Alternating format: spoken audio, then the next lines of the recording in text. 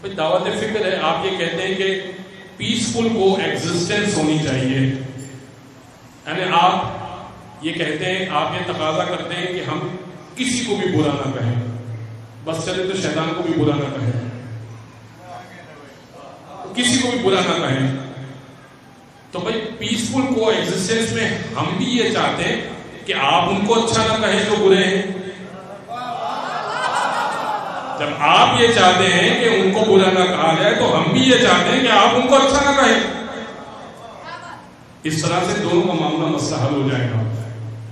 آپ فضائل پڑھیں گے تو ہم بتائیں گے کہ کیا معاملات تھے اور کیا مسائل تھے، لیکن بہرحال اس انداز سے نہیں بتائیں گے کہ آپ کی دل آزادی ہو، اس انداز سے کبھی نہیں بتائیں گے. لیکن یہ ضرور بتائیں گے قرآن و سنت کی روشنی میں کہ سورہ منافقون اترا تھا.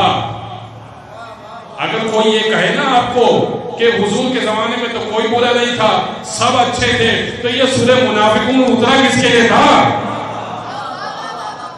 بھئی یہ سورہ کافرون اترا کس کے لیے تھا؟ سبھی اچھے تھے، کوئی تو برے تھے. کون تھے؟ اس سے بحث نہیں ہے میری، نہ میں نام لینا پسند کرتا ہوں، نہ میں اس بارے میں جانتا ہوں، لیکن اتنا جانتا ہوں کہ کوئی منافق تھا، کوئی کافر تھا. یہ دو سورے اترے ہیں، اس بات کی دلیل ہے.